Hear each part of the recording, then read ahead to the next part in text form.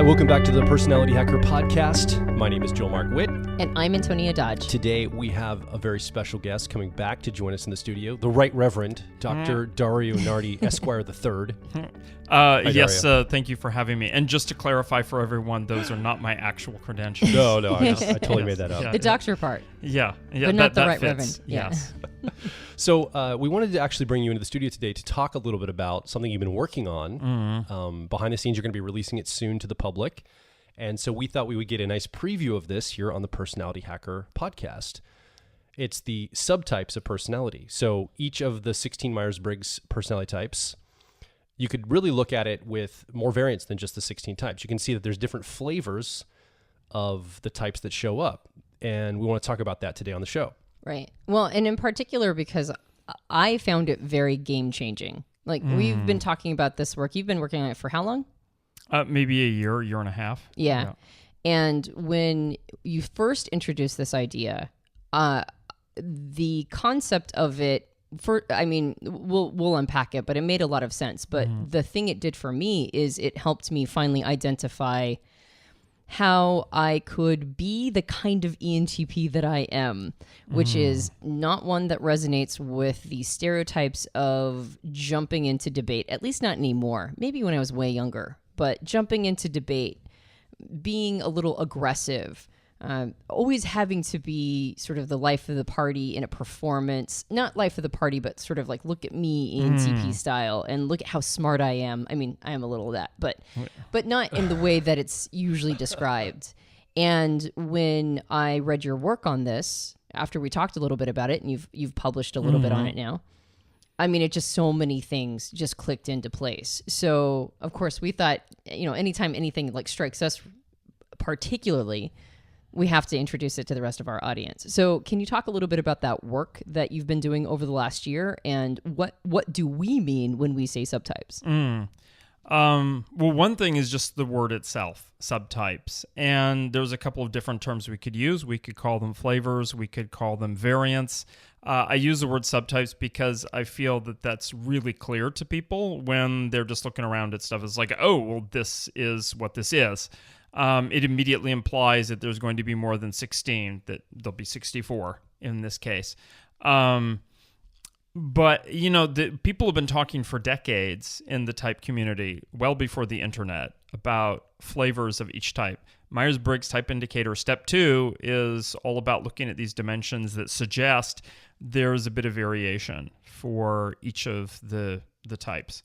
Which is only natural because people through development, they're going to develop in different ways. Some people are going to be more gregarious or more assertive or whatever it is. And then, there's this recent word which we're all familiar with COVID-19 called variant. And that is probably the most technically appropriate word that we could use. That unlike the type, which in a functional sense is pattern of functioning, is representing a minimum configuration. Everyone has an outer world and everyone has an inner world. Everyone judges, everyone perceives. It takes two functions to cover all of those bases. Beyond that, there's a lot of variation, and we can talk about that, yes, in a very organic way in people's stories, and I think that's all fine. But when I started to look at other people's work, so Dr. Victor Golenko, Dr. Helen Fisher, and then my own brain imaging research, and I saw, wow, okay, so actually we can group these developmental paths. So I would say that when you say subtype, you can call them variant or flavor, but essentially we're talking about developmental variation, which means that you're not locked in to one category there. It might be long-term, it might be 2 years, but that's, I really feel, and like you mentioned, that it also meets a lot of needs, that it suddenly creates this lens and this language, and we don't even have to select one. We can rank them or say like we're between two, but it really does explain a lot. And even for myself, knowing type, using it, being certified for 30 years, still, it was really great to say, okay, we can go to this extra level. And I think there is sort of this expectation now in the age of the computer, and like we're in the 21st century, like, why are there only 16 types? Only? Well, of course, we can go further. So let's talk about that. Yeah, I got a question here before we get there. Yeah. So someone that looks at you right now, you have INTJ preferences. Yes. But somebody that's watching this podcast, not listening to it, will look at your image, the way you're presenting, and say, that guy's not an INTJ. Yeah. Like, I'm sure you've gotten that before because you express differently than most INTJs. I would say. Yeah, no, I understand what you're saying. I mean, I always had a couple of answers to that. One is that, everybody has different life paths. Sure. I spent part of my life living in the Caribbean and in Japan. And so for people INTJs who just grew up in America, I'm like, y'all need to expand your horizon of the impact of culture. Literally, somebody said, I don't see what culture has to do with type. I'm like, how old are you? Like 25? Okay, then the other thing is midlife. So that also, there's like the journey of life. Sure. And there's that. But now it really gets clearer because there is this flavor of INTJ that enjoys working in large institutions and keeps their head down.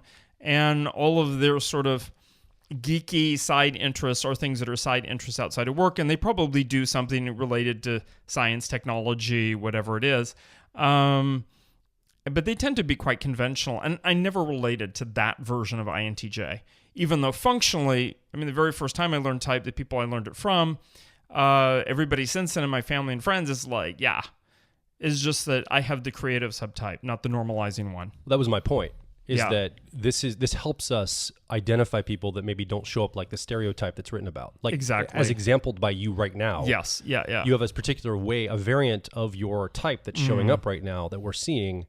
And this would help explain that. These subtypes would. Yes, yeah. And this is also then one of the roots of it. So the names that we're using today were actually coined by Viktor Galenko in Ukraine in his work in socionics. And one thing that he was intrigued or bothered by was, why is it, socionics is like the Russian, Slavic, Eastern European version of type. And then we have the Myers-Briggs version of type. And many of the type descriptions line up, and they're very, very similar. And then there are some which are very different. And his observation was, having come to the subtypes through observation and sort of a theoretical framework as opposed to, say, brain imaging data or hormones, is that like the Myers-Briggs version of ISFP is like this creative, usually sweet, often rebel or nonconformist. And he's like, that version, like, we don't see that in socionics. The way they describe it is the normalizing version, who is institutions, who very much is probably still in the arts, but is very precision-oriented, is maybe not so exciting. And he's like, why is this? How can we reconcile this? So he's like, instead of saying socionics is right and Myers-Briggs is wrong or vice versa, why don't we just expand that matrix to 64, and all of a sudden everything is reconciled. That within a particular type, there's the socionics version, there's the Myers-Briggs version. There are versions that probably we didn't even think of until now we see them in front of us and we're like, oh wow, there is that ISTJ who's like that. Wow, I didn't even think of that. And I think that's really important because so many people in the type community are people with intuiting preference. I think they just gloss over those with a sensing preference. They don't even think, maybe sometimes, what are all ESTPs a particular way or ENTJs or whatever? No. There's a lot more variation than we might think. And that creates like quite a rich experience. And then they're like, oh yeah, like my parent or my friend or whatever is a sensing type, but why did we get along so well and I don't get along with these other ones? It's because you might be the same subtype. Yeah. I notice that the first time I had this experience was actually not in Myers-Briggs. It was in Enneagram. And I identify as an Enneagram 3, and they also have subtypes. Then when one combines a type with an instinct.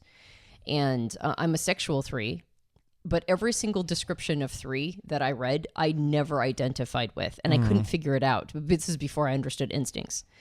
And then when I discovered that there are subtypes and the instincts were a part of that, and then I read a description of a sexual 3, I realized that almost every single description I had ever read was of a social 3. And now that I have read about your subtypes, I'm noticing, and even I have done it, there's like a certain archetype of the type in my head. Do you know what I mean? It's like there's like a certain style of ISTJ that represents ISTJ in my mind. Mm-hmm. And then when I read about these other subtypes of ISTJs,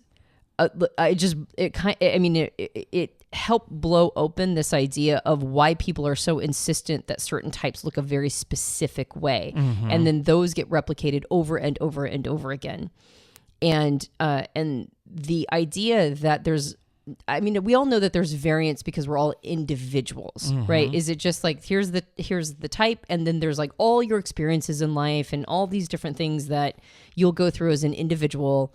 And so you might be an ISTJ that looks a little different than the stereotype about the ISTJ, but that's only because of, all these other components. Mm-hmm. But what I love about this idea of the subtypes is that there's a somewhat predictable element in how we're going to respond to the environment. Like it feels like this is, like you mentioned, it's more of a developmental piece. Mm-hmm. So you still come pre-wired, but there are some predictable patterns about how you're going to be impacted by the environment and respond to it. And with that, now we see that there are certain types that they don't just show up as the ones. It's not like, here's the stereotype, and then there's like all the different possible ways it can show up. There is, even within that, a little bit of a predictable pattern. So that's helped me expand my definitions in the same way that instinct helped me expand my concepts of Enneagram. It's helped me expand my definitions of each of these types. And I think I see that as very powerful, particularly because, of course, I'm always complaining about it, but my personal beef, or like the thing that rubs me wrong, is when people run around accusing everybody else of being mistyped, right? And I've had that happen to me so many times, right? You're an ESFJ, you're an ESFP. And I find it really interesting that those are the two types that I usually get, accused of. But now that have some language around sort of the style that I come with, I'm coming with a style that has, I think, a bit of more of a feminine quality to it. And we associate femininity, I believe, with sensing, feeling preferences just as a culture, right? Just as a culture, we have those two things linked. Yep. And so if I'm not coming with a more stereotypical masculine ENTP presence, well, then the assumption is that one cannot be an ENTP, and then we just kick it back to what we know. Yeah. Well, and you've mentioned a couple of times, like, what are the classic sort of media examples of ENTP? So I remember there's like Doc Brown from Back to the Future. If we think of like Marvel, okay, there's going to be Iron Man. And there are these examples that are there. We might also just think of like the generic sort of like college age, really argumentative male ENTP. Where are the female ENTPs? I imagine they are occasionally there in the media, but they don't have that same mental presence. Yeah. That's probably true for half the types, if not all of them. There's like one or two classic archetypes, and the question is, where are the rest? Yes, there is a creative version of ESTJ, for example. There is a harmonizing version of ISTJ. There's a dominant version of ISFJ. And so very easily people can then think, well, and this has happened, where somebody came to me and he was just letting me know, after looking at what I had released as like this basic material, like pre-release, he had been torn between INFJ and INTJ. He's like, I run a tech company, and he's like, at first I really felt like I'm probably INFJ preferences, but then I score as INTJ, and people say, well, you're in technology and this and that. And I have this like drive and vision, and I'm not like some woo-woo artsy-fartsy person. Does that make me an INTJ? And I think we really have to remember that type is not about traits. It's not about behavior. And he's like, oh, so I'm the dominant subtype, dominant flavor of INFJ. And then that all sort of lined up for him and gave him permission to be himself. Yeah. So let's go through those. We keep talking about these subtypes, and you're throwing the words around. So let's make this official. What are the 4 different subtypes that each of the Myers-Briggs types can manifest as? Dominant, creative, normalizing, and harmonizing. And each of those is sort of what it sounds like. So the dominant is more confident, more assertive, anyone of any type can be more confident and more assertive. That isn't reserved just for some types. Of course, if you have a dominant ENTJ, that's like very, very dominant example of someone. Dominant ISFJ is dominant for an ISFJ, confident and assertive, but obviously is not going to be as dominant as in the behavior and everything as the ENTJ.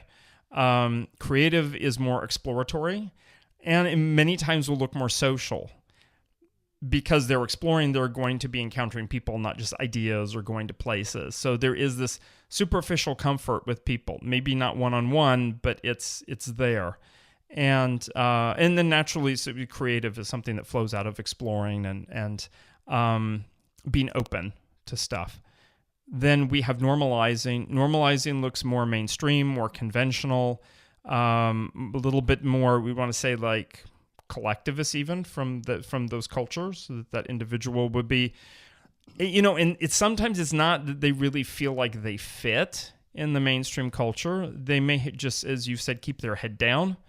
And so there's that. And then, and for each of those, there is sort of like a hormonal and a brain pattern that goes along with it. So we'll get to that. Last one, harmonizing, is much more one-on-one in their interaction. So they come across as more empathic, more relational in nature. So yes, there are INTPs. And this is a great example of my mentor, Dr. Linda Behrens. Herself, her husband, and her son all have INTP preferences. One is a psychologist, one is an engineer, and one is an artist. Wow. And so each of them, I don't know the whole, I haven't brain imaged the whole family, so I can't say, but just right away you see one is normalizing, one is harmonizing, and one is creative. And is the harmonizing version, for whatever reason, yes, it's not just her academic interest is more about people and psychology and relationships, but in practice she is interacting more with people and needing to be like more empathic and relational in nature. So it really boils down to, it's not just the look and feel, it's the actual everyday activities that the person is engaged in. And we'll get to that when we talk about them. So two things I want to draw attention to. Yes. You got these names again, your colleague and friend, Victor Glenko. Dr. Yes. Victor Glenko. Yes. These are where these, so if someone is familiar with socionics, they're going to recognize these names. Yes, absolutely. Okay. Yeah. And then the second thing is, this is based on, there's brain scan imagery to back some of this up. It's not just, you just didn't invent this. You're correlating it to actual research you've done, or at least, how about speak to what brain scanning has correlated to this? Maybe that's a better question. Right. So what really told me, like, why wouldn't there be 3 subtypes or 8 or something like that? Is there really multiple streams that came together more or less around the same time? So when I go back a ways, like several years, I was already looking at this, and we might talk about this too, analytic versus holistic version of each type. Because I was seeing this, for example, among 40 some odd ENFPs. It's like you could take their brain wiring from the brain imaging data. So for those folks who don't know, I do brain imaging. And we can see that they have a lot in common, all of these ENFPs, but they do tend to sort statistically, when I say like the wiring itself, into 2 categories, 2 kinds of like network patterns, where one is in the foreground and one is in the background. Think of like there are 2 patterns, one foreground, one background, sort of what's what. So there was that kind of impetus. Then I noticed Dr. Helen Fisher's work. She doesn't work with Myers-Briggs type or whatnot. She works with neurotransmitters. Nonetheless, she has found 4 and then 4 sort of types, and then 8, sort of like 2 subtypes of each for 8. And those match really, really well with what I saw as in Dr. Victor Glenko's work, where he brought those terms to bear, and a lot of that was from theory and from observation and so on. Then I'm like, okay, I had COVID, this period where we all went through COVID, and I had a lot of free time. Finally, I could stop and analyze my data set and really go through one type after the next type after the next type. For some types, I did have enough data to justify sorting them into, say, 8 different categories. But in order to be consistent with other people's research that's already there and to honor the types where I only had a smaller data set, like 20 or 30 people, I'm like, let's just go with 4 for now. And it was very clear when I looked at all of the other demographic data. So it's not just like, oh, there's some people who show this kind of pattern, a starburst, and there's people who show diamonds pattern, and some other people who show farm fields. I'm looking at their cultural background, age, the kind of schooling, academic major, the career that they're in, the kinds of institution that they work in. And I began to see, as I sort of took all this information and recorded it, put it in a giant matrix, so to speak, and sorted, say, like all ENTPs, and began to sort them. I mean, this is really interesting. There's this whole class of ENTPs who have this front brain wiring bias, who are independent consultants. And I don't mean like they're small and quiet independent consultants. And some of them were people who worked at executive level, but they were the kind of consultants who can walk into any company and interact with any C-suite, like high-level executive people, as if those are just like normal folks on the street. There's a level of confidence there. And whether that takes place in an institution or it takes place with an institution, it didn't seem to matter. What was it? It was that confidence and that ability to work with people who are in leadership positions. And then there were other ENTPs who work much more quietly, like they're managers in large companies, and they manage, say, a group of 6 people or a department, whatever it is, and they have this farm field pattern. And you look at what they're doing, and yeah, then there were enough ENTPs. It's not just like 4 or 5 of them. We're talking about like 10, 15 people in each category, and you just see this like regularity in it. And I'm like, okay, so what's going on with these different folks? ISTP was another crystal clear example. It was the type with the most representatives who were in the military. Not that most people in the military are ISTPs. That would be incorrect reasoning. But in my sample, for people who were interested and came in for brain imaging, ISTPs, there were enough in the military. They were all the dominant style. And when I asked them questions like, how is it in the military? Because I'm aware that they're SP temperament, that they have needs for freedom and so on. They're like, all the adventure and the benefits I get from the military make it worth it. And I just figure out how to sort of like move with and around the rules that the military demands. But they have this dominant style. Like they are assertive. They got their stuff together. There was nothing sort of timid about them. Like a lot is worked out. But there are other ISTPs, landscape artist, chiropractor and acupuncturist, accountant. Like there are these different domains that they work in. And it was so fascinating to see that something like the kinds of institutions you work in at the level you work at correlates with your brain wiring, which then really convinced me, okay, we don't know exactly what's chicken and what's egg, but these are definitely developmental in nature. And that's, and then I knew from the wider research for people who look at brain wiring, they're like, well, it has a reliability of about 2 years. So it's something that probably can shift. Whether it does shift, that's up to the individual. So then what's the bedrock that these 4 subtypes are built on top of? Like, how does one determine whether or not they're one of these 4 subtypes? There's a couple ways to go about it. Probably the way that I'm most pleased with, or would be like personally like the most, is the person comes in, they do a brain imaging session. I'm like, yeah, here's your brain wiring. That's one piece of their report, and that it's going to point to what their subtype is. Now, the brain wiring can easily be a mix of 2 different things, because there's easily like a dozen different brain wiring patterns, and they'll be sort of mixed. A person might be, they have a little bit of a frontal bias, and they also have a starburst, so that they're somewhere between dominant and creative. Like that's one way to do it. Another way is, yes, simply to read the descriptions, which are based upon people who have had brain imaging and their demographic data, and be sort of like, yeah, what do I relate to? And if there really is your type, like your best fit type, let's say you're thinking my ENTJ or ENTP, and you go and read ENTJ harmonizing, and you're like, yeah, I could see ENTJ harmonizing, but these other ENTJ subtypes not working for me. And then you go and read ENTP. Yeah, ENTP harmonizing works pretty well for me. And in fact, these other flavors of ENTP work too. I just don't do them as much, or I don't have opportunities to do them. And so that's one way, is to engage that person, like I have in some coaching situations, or when people come in for brain imaging, they're not clear on their type. Like, I'm torn between these two. I'm like, well, let's use this as a chance to figure it out. And then another way is to go and look at like each of the individual Jungian functions and ask like dominant, yes, creative, this and that, but what does it mean? We can really go underneath and look at what I call like analytic or holistic or yin or yang, masculine, feminine, whatever terms we want to use, of each function. And then it's sort of like how that plays out will then point to whether it's dominant, creative, so on. So what I hear you saying is that the functions have a qualitative nature to them. In other words, we express them.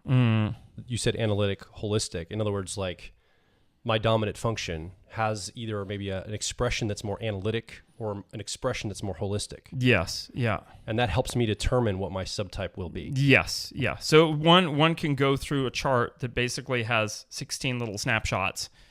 The 8 functions, dominant and, or just keep saying dominant, analytic and holistic for each, or yin and yang, and sort of go through and be like, for most people, for their dominant function, they're going to have a preference, but they're probably doing a fair amount of both.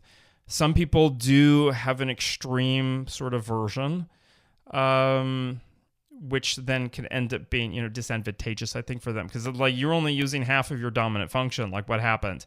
But then to go through the auxiliary and so on. So let's say I had analytic judging function and analytic perceiving function. Those are both very sort of like logos or masculine or yang in nature. And then that points to the dominant subtype. Okay, so let's break it down. So that means that... Let's bring some TI in here. Yeah, that means that these 4 subtypes are based on whether or not the individual has a preference for either an analytic version of their functions or a holistic version of their functions. So can you give us some qualities that an analytic, like take, for example, Joel and I both use extroverted intuition. We call it for our audience exploration.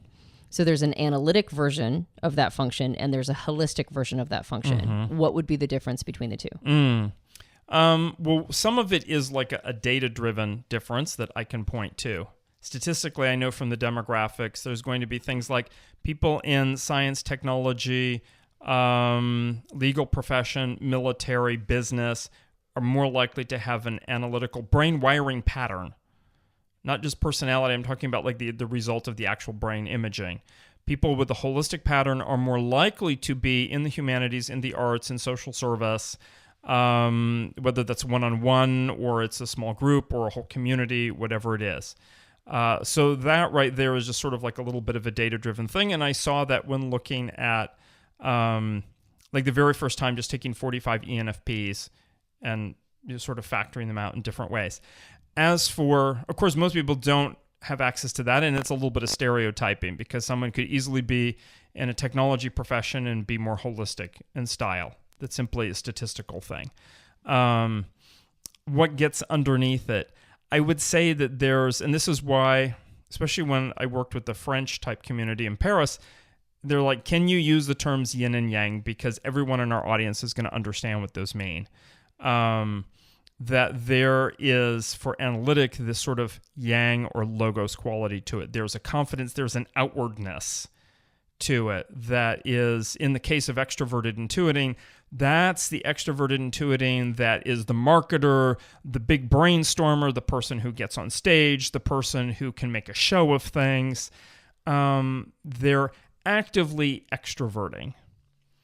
But when you look at the holistic style, and there's a focus to it, by the way. There's like this pointedness or focus to it when they get on stage, or the performance, the brainstorming. Even for extroverted intuiting, it's all at a place and it's doing something. It has this activity to it and around it. When you look at the holistic version, it's more quiet. It's more observant. It's going to be the person, and I think this is the example where it hit home for me was years ago in the lab. I'm watching this student. She's wearing the brain imaging equipment. We just have a little bit of like 1 minute break between things. ENFP preferences. I have them for 10 weeks. Like they all know their type. and her brain is so active and she doesn't seem to be doing anything. And I'm like, Jackie, what's going on? And she's like, there's some other students in the lab, and she's looking across the lab, and she says, I'm looking at that couple over there on the other side of the lab, and I'm imagining all the different interactions that they could be having with each other. And that is outwardly directed, so it is still an extroverted function, but it's done in a quiet way. And so this person who has this holistic style is, yes, more observing, more listening, more acting as a catalyst. They have more humor. They're waiting for the right moment to do the intervention. They're more gentle. They're more receptive in their nature. And yet it's still extroverted intuiting. Mm-hmm. Yeah. And when I read those two descriptions, it's very clear that Joel prefers that analytic version and I prefer the holistic version. Yeah. And one way that I've been trying to sort of illustrate this in my mind as I've been wrapping my head around these two styles is I think of it in terms of meditation. There's the style of meditation where you look at a certain point, like you focus completely on one point, and that has a certain like it gives you certain benefits to be able to teach yourself how to do single pointed focus. But then there's like a Shambhala meditation, which is you lid your eyes, like they go real heavy lidded. And the purpose is to spread your periphery to be able to see as much in your periphery as possible. But when you do that, you can't focus on anything. So you're trying to expand your vision, but there's nothing specific that you're targeted in on, and you can't, right? And when you look at that single point, you end up putting kind of almost blinders on, right? You can't see a wider shot. And that is such a wonderful example because that goes back to, in the neuroscience community, analytic and holistic are terms that are used. They have sort of definitions referring to the left and right hemispheres. Nobody is all left-brained or right-brained, by the way. But specifically in something like vision, so imagine any of you watching, you're driving down the street, you're doing both at the same time. You're doing focused vision in the sense that you have maybe a place that you're going to, you're watching for specific street signs. Am I supposed to turn left here? Oh, wait, there's a light that's turning from like yellow to red. And then there is a holistic vision, which is diffuse in nature, which is watching quietly the entire, hopefully, is watching the entire driving environment, so that even though we weren't looking for some child with a ball to run into the street, our brain is able to respond to that because that side of the brain, that aspect of our thinking was paying attention in that holistic way. Right. And so you've got these two different styles, a more targeted, focused, assertive energy, right? Something that's like moving forward towards a single spot versus an energy that's more broad, diffused, receptive, kind of not passive necessarily, but sort of like you said, almost waiting, right? Or like responsive, maybe a person could say. And so each of the 8 cognitive functions has a preference for one of these two styles.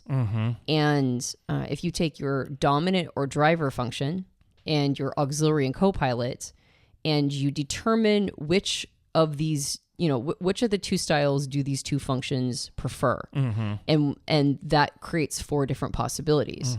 So when your driver and your co-pilot or dominant auxiliary both have an analytic preference, that turns into the dominant subtype. Yes, exactly. And then the opposite would be harmonizing, where both of them are holistic in style. So both perceiving in this holistic, receptive, a little bit more sophisticated, considering, observing, and the judging function also. Right. We will be right back.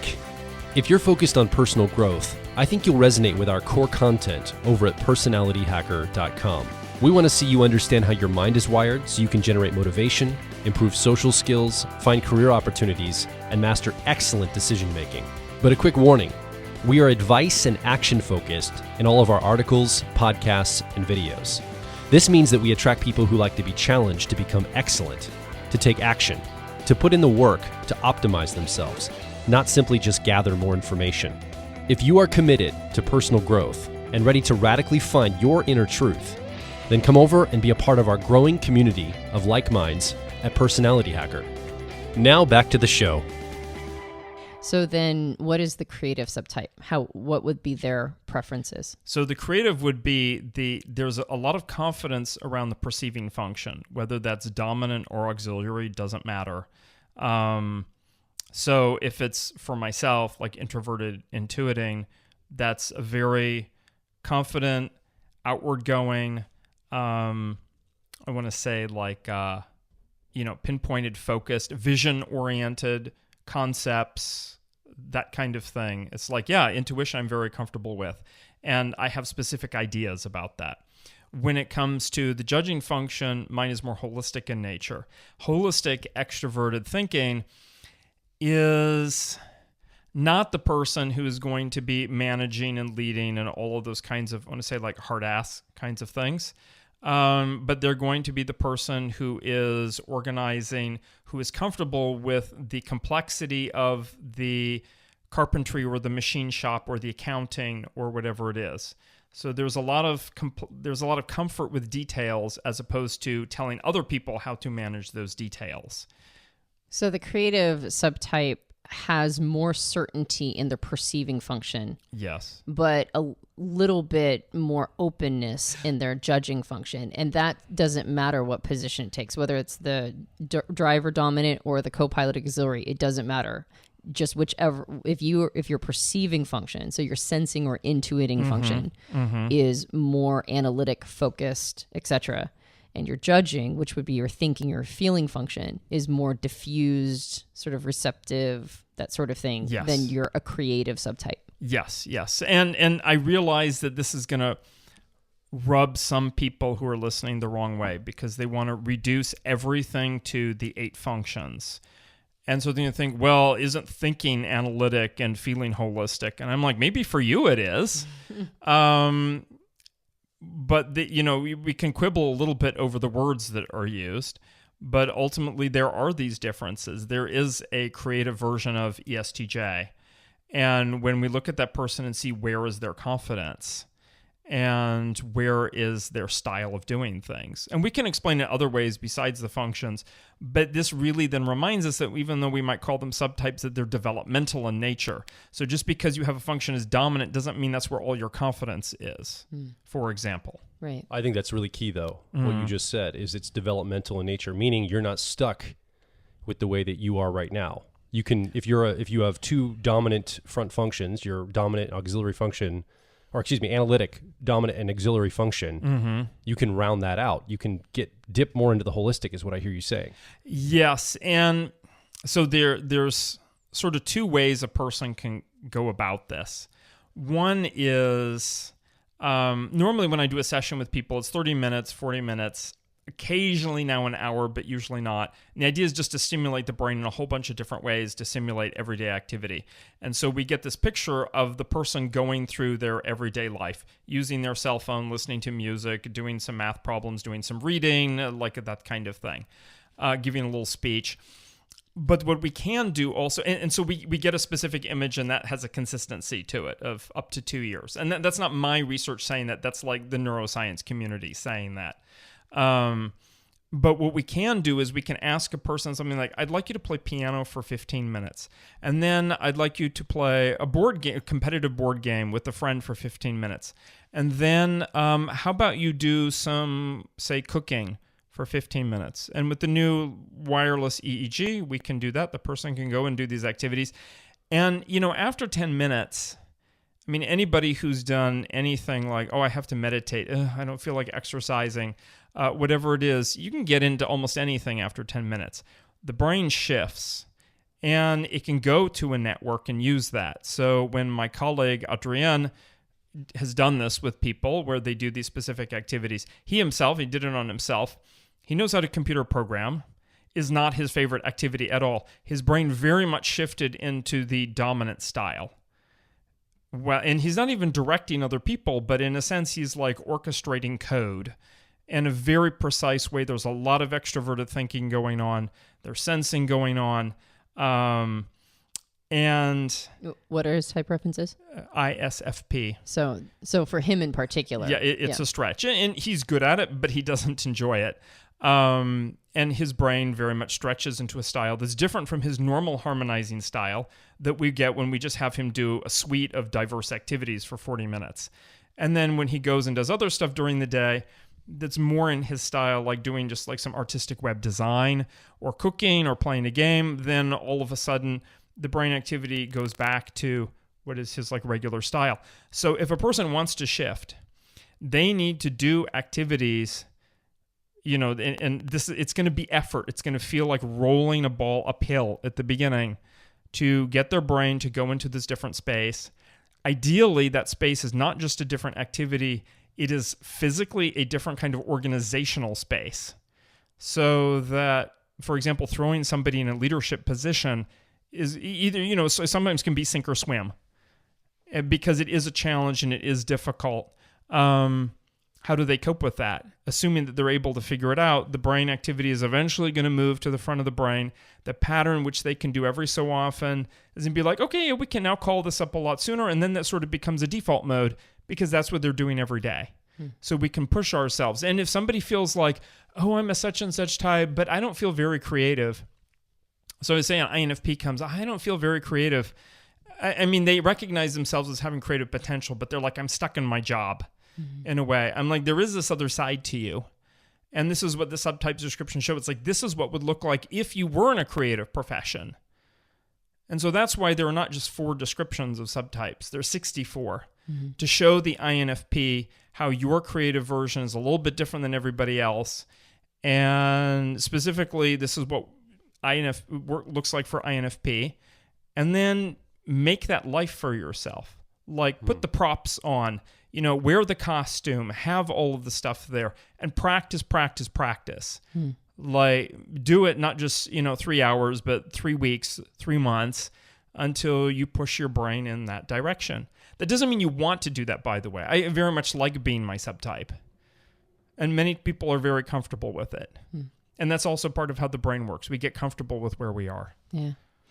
All right. So we've got the dominant, which is both of the functions have a preference for analytic, like they're both analytic. Dominant subtype. The dominant subtype. Then you have the the harmonizing subtype, which both of the functions have a holistic preference. Now we've talked about the creative subtype, which doesn't matter what position it's in.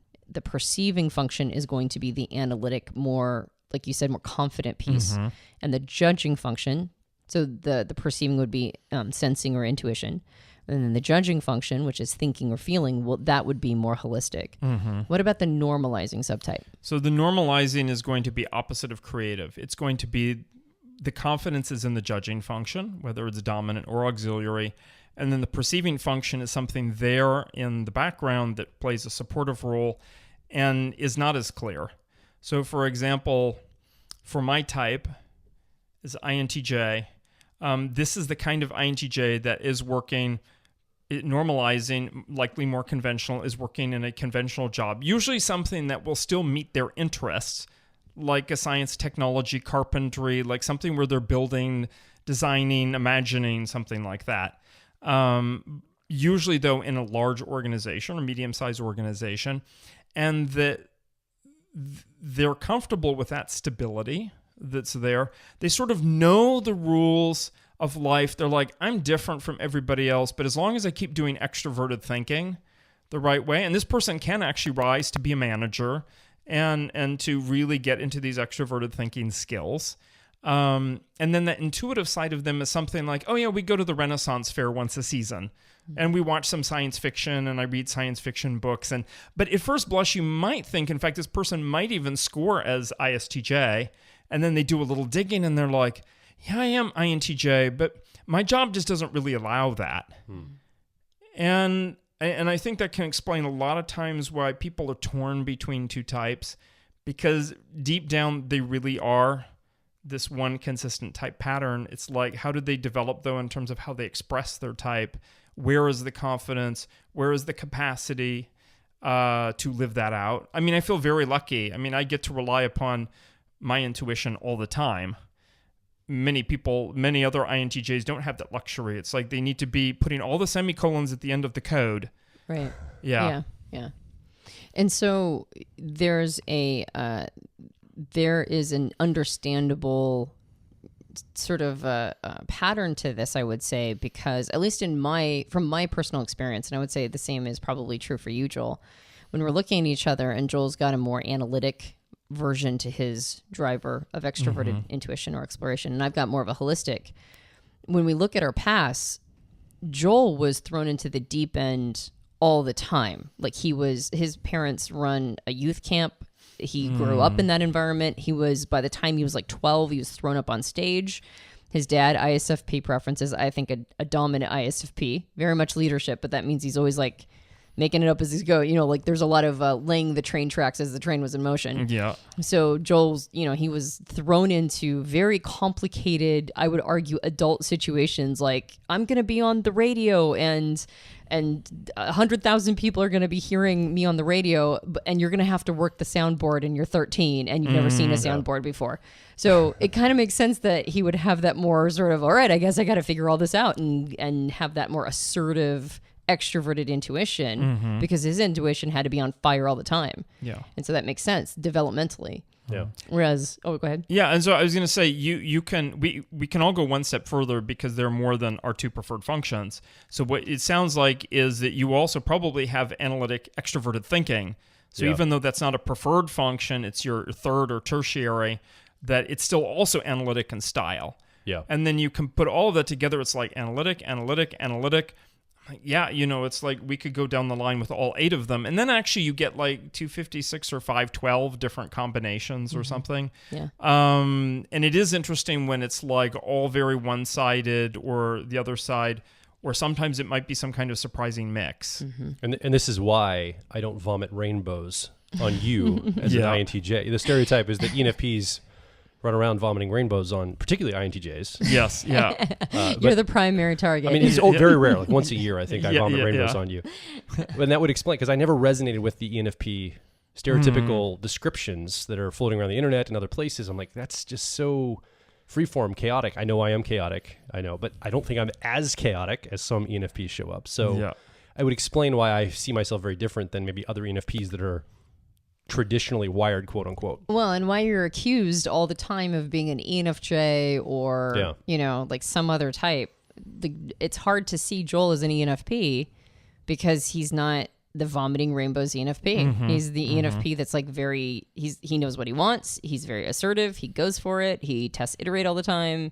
Like, he doesn't have that free flow energy. He has a very targeted approach, but everything he does, I mean, you've observed him. We just observed him today. It's very extroverted intuition. Yeah. And a lot of leaning on that thinking as well. So some other examples of dominant ENFPs, one that I know, I mean, we have a whole bunch in the database, but one that comes to mind is a film director. Yeah. So he has to manage an entire stage. I think this is, even though, like, on your calling card it doesn't say film director, that's something that you can relate to. It's you do have to manage and orchestrate stuff at that level, which is like it's like NETE, both of them analytic in their style. And you've got some FI in the background that also is like, is the composition harmonious? Like all of those kinds of things, and we can get into talking about the other functions. And then when I think of other ENFPs, there's another one that I know who's just very much the bohemian artist. Yeah. Like literally just sort of goes sort of randomly from one thing to the next, has a tremendous amount of creative talent. Okay, because the ENFP film director I know does everything. There's an element of like cheesiness or simplicity. He doesn't have that guy does not have the same level of creativity that the bohemian ENFP does. But that bohemian ENFP cannot get his stuff together most of the time. I mean, he earns enough to make a living and all of that, but there's just a certain amount of chaos that never gets organized. Then I know a harmonizing ENFP quite well. And he really, when I first met him, I assumed, he's an INFP. But as I've gotten to know him over 20 years, it's like, well, even right away, actually, very quickly, it's like, no, he's an ENFP, but he's this double holistic in style. So very funny, knows exactly how to shift the dynamics of an entire group by waiting for the right moment to tell one joke or say one thing or talk to one person.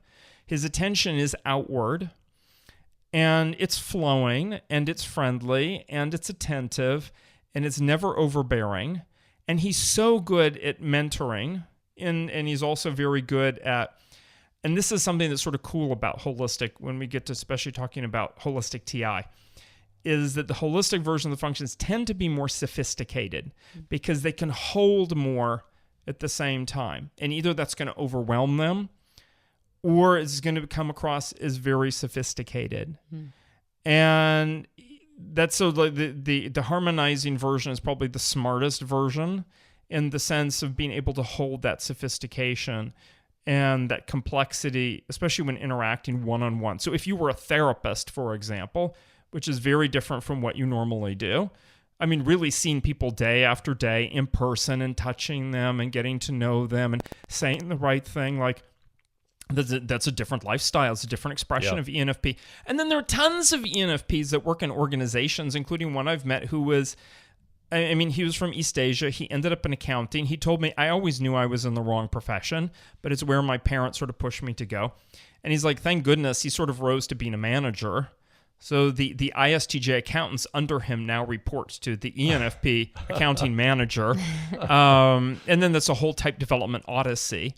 And I like to say that those ENFPs are like secret agents because they usually exist in large organizations or in society. Nobody quite knows, oh, that's who they are. Like, they never give away their cards in terms of their personality, but they are sort of quiet crusaders behind the scenes. They do, and that's where the confident, introverted feeling comes in. They know what their values are. They target, this is what's important to me. This is what I'm going to make sure is going to succeed in my family or whatever it is. But on the surface, the extroverted intuiting is pretty, like, laid back.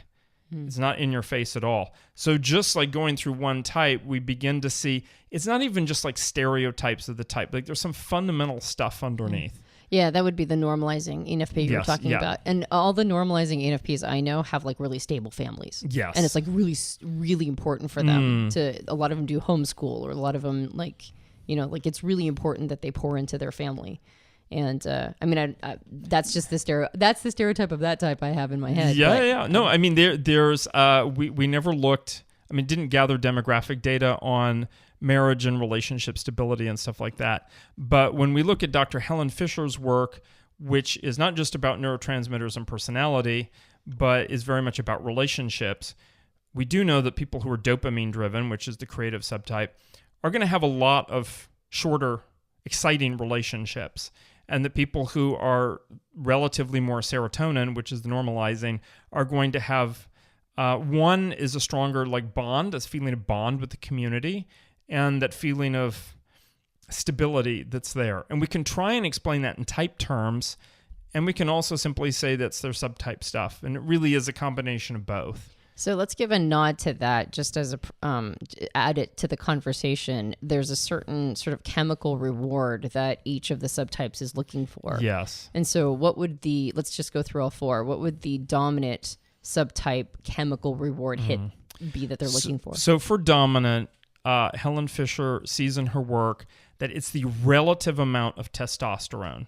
Men and women both have testosterone because your adrenal glands also make it. Not just, you know, your gonads.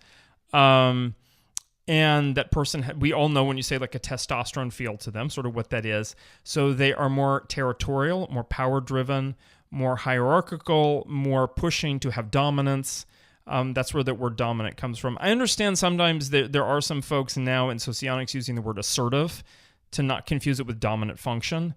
And assertive is like, I think, a healthy version of it, but there is this territorial aspect that all of the things that testosterone loves to do and loves to have as rewards. And that's very different from harmonizing, which has, you can either talk about estrogen or we can talk about oxytocin. Oxytocin, like simply by touching you, I mean in a positive way, wanted, way that releases more oxytocin, the physical act of touching in people. And that then reminds us, oh, right. So those folks, harmonizing folks, are going to be ones that are very one-on-one and are touch-oriented. So someone like chiropractor, for example, they're working with their hands. I'm not saying that they're going to be harmonizing, but as long as they view it, I'm in a healing profession. I'm really trying to understand each person. I'm not just doing something mechanical. I'm also giving them life advice and talking to them at the same time. Notice I didn't mention the type of this person. I just said what their subtype was. And so that could very much play into it. And then for creative, it's like the dopamine rush. And the dopamine rush could be something like, yes, hang gliding, jumping out of an airplane. That's not so much me. But it would also be like you publish an album on iTunes, like a music album that you created. You get a hit from seeing that creative piece go out to the world. Absolutely. So there are so many ways. And when we look at dopamine receptors in the brain, they're in the motor cortex and they're also in the prefrontal cortex. So it can be about ideas as well as motor action. And it's just that hit of success. And we all understand with the internet getting likes or something like that, although avoid that kind of dopamine rush. That's not a healthy source. But there is this element of movement and exploration that's there. And so that's what that feels like. And then the normalizing, what's their drug of choice? Well, their drug of choice is serotonin, and that's probably the one that either people only have a superficial understanding of because they think of it in terms of depression. Oh, if you're depressed, your serotonin levels are low. Or a drug like ecstasy, it's going to temporarily raise your serotonin levels. Or they don't know what it's about at all. But it is a lot about... And I think ecstasy is a good example because there is this feeling of we're all in this together. There's this feeling of closeness and unity and wanting, oh, yes, I feel connectedness to you and care how you're doing. And we might think, oh, well, that's the feeling function or extroverted sensing or extroverted feeling in particular. But I'm really talking about a neurotransmitter underneath it. And if the person is, say, an INTP, they're still going to have a lot in this case, if they're normalizing, care for the organization and for their community. And most likely, as you mentioned, for their family. And that's where that often comes in. It's like they feel in charge or a part of, at least, in charge if they're a little bit more dominant, facilitating and supportive if they're a little bit more harmonizing. But basically, it's like, I'm part of this clan, I'm part of this tribe, this group, whatever it is, and it's like, I want us to succeed. And that's not type. That's actually the subtype. So I want to go all the way back to when I was talking about Joel. It was understandable that he developed the more, and I know I'm using us as an example, but we lead with the same function and we have two totally different styles, so it's a convenient one to use.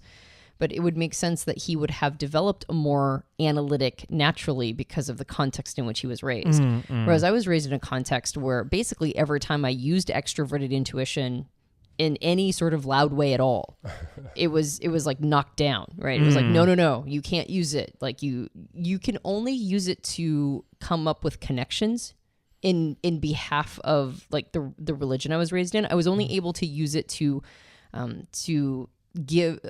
make insightful connections about that context. But anytime I used it in action, then it was like, no, we don't do that. And so it makes sense too that I would have over and over and over again been basically trained out of the analytic version, regardless of what my natural propensity would have been. And so I went way over to holistic. And what's interesting is what you just said, or you said previously, that the holistic version is almost the more like sophisticated.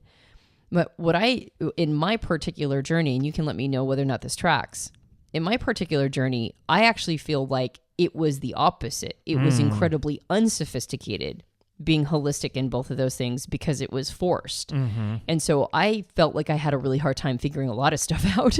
Like it took me a really long time. And then because I stayed in that place, I did a bunch of hard work of figuring things out. And I think I came out on the other side. I don't know if it's more sophisticated, but I know that I came out on the other side almost like because I had been so slowed down and throttled when I did the hard work. And maybe I was dipping into more analytic time period for both of those functions. I don't know, you know, and being less one-sided on it. But it feels like on the other side, I was able to reap the rewards of what you're talking about. But does any of that make sense? Yeah, absolutely. And you know, I think it's really good to go back to Jung's original focus in his book Psychological Types, which was not the 8 functions. It was chapters 2 and 5, which are about one-sidedness and what that looks like, and how a therapist can assist people to overcome one-sidedness. And I understand as well, even though I didn't have an upbringing that smothered anything in particular, I do see now that both sides of my family kept pushing me towards a normalizing version of my type, which didn't work for me. But I had room in my life to not do that. What I did have, though, was a very strong analytic, focused version of NI. So it was maybe 7 or 8 years ago that slowly at first, and then quite clearly, I'm like, wow, there's a whole other version of NI. And it's not INFJ. It's a different version of NI. And that I was being one-sided with my own dominant function. Introverted intuition. Introverted intuition. And that when we talk about type development, then it's not just about, what are my non-preferred functions and how can I bring those up and integrate them? It actually includes your own dominant functions and maturing them further and asking, how am I one-sided in my own dominant function or auxiliary? Mm-hmm. Yeah. And I think that's one of the reasons why I feel like this is so powerful, not just to be able to self-diagnose one's type, because like I mentioned before, maybe it's not the more stereotypical version. Like, you get the stereotypical creative ENFP or the stereotypical normalized ISTJ or whatever it is, right? Like these are all the stereotypes in our head. And I like this model not just because it helps see outside of that, but also because it gives yet another layer of developmental possibility, which is ever since I realized that I'm not just a harmonizing ENTP, I'm kind of stuck there. Right? Like every time I start moving up into other, like to the analytic versions, I have a ton of wiring that goes, no, that's bad. That's wrong. You're not allowed to do that because I was shoved there. Right. And it's almost like it's a coping mechanism for me to stay in harmonizing. And so I realized I'm leaving all this money on the table. You know what I mean? Like I'm leaving all of this developmental opportunity. I'm one-sided within my own, type preferences, like you just mentioned.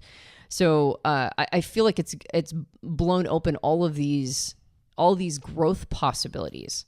Yeah, and that really is how I hope people will run with it. Yes, for type clarification, it really is then saying, like, what are the different ways I can grow? Because I believe people can, with the right activities in their lives, create space to explore a different subtype, an adjacent subtype, and then benefit from that. Like as a creative subtype, I actually benefit from doing a little bit of normalizing stuff like, am I buying property? Am I investing? Am I going to have a retirement account?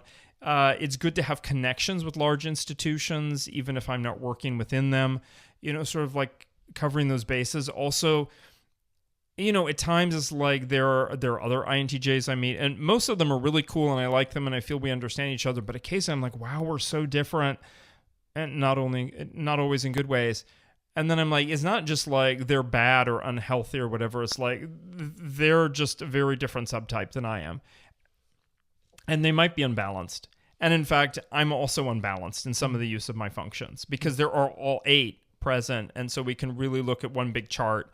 And for anyone who wants to do that, those things are written up and available. And people can find all 64 descriptions as well as of the sort of yin and yang of each function. Where is the best place to find that?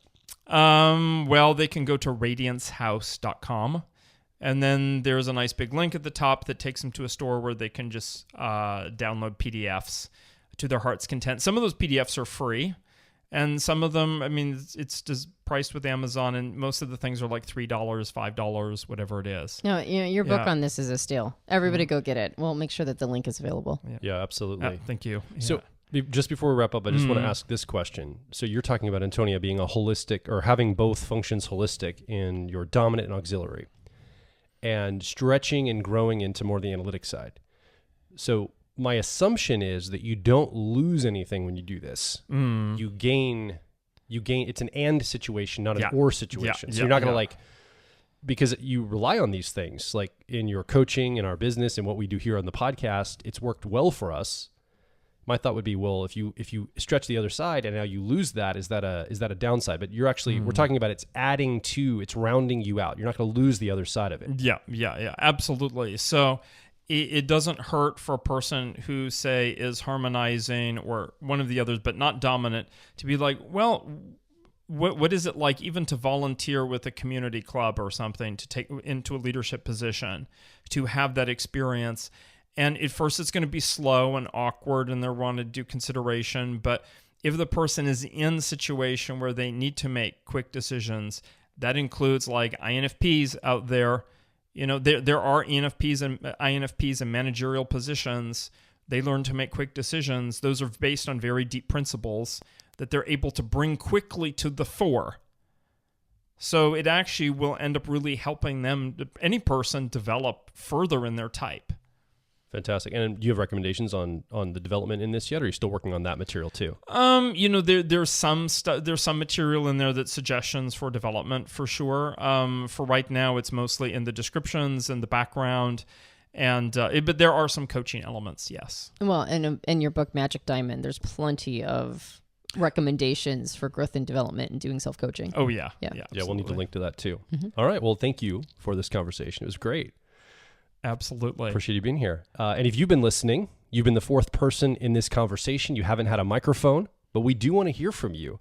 Come over to personalityhacker.com directly below this episode. Leave a comment, ask a question. More importantly, share your story. Stories are great insights into the experiences you've had in life. They're atomized experiences, and we can hear and understand where you're coming from through the stories you tell. And people in the community can have a conversation with you about that. So come over again and make your voice heard. Yeah, I'm still figuring out this. I usually have a pitch that I do at the end. I'm still figuring this out because we're now on YouTube and we're doing this video. And so it's like discombobulated my introverted sense of memory. As well as audio, yeah. Because I'm like, all right. So usually I just say, subscribe to us on iTunes. But if you enjoyed this podcast, you can subscribe to us on iTunes, various Android platforms, and now on YouTube. So if you dug this one, go ahead and subscribe to us on YouTube. We'll be on video from this point on. And you can leave a rating and review for us on iTunes, and you can leave a you can leave a comment on YouTube, and also subscribe. Beautiful.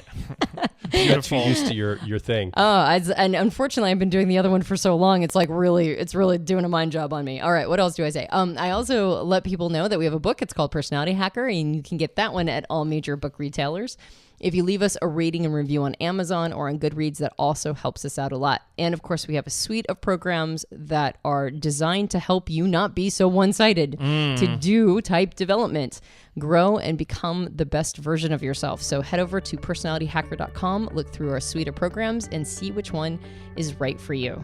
Huge thanks to Dr. Dario Nardi for being here. Yes. Absolutely. Huge pleasure. Thank you for having me on. Mm-hmm. Yes. Absolutely. We'll have to do it again sometime. My name is Joel Mark Witt. I'm Dario Nardi. And I'm Antonia Dodge. And we'll talk with you on the next Personality Hacker podcast.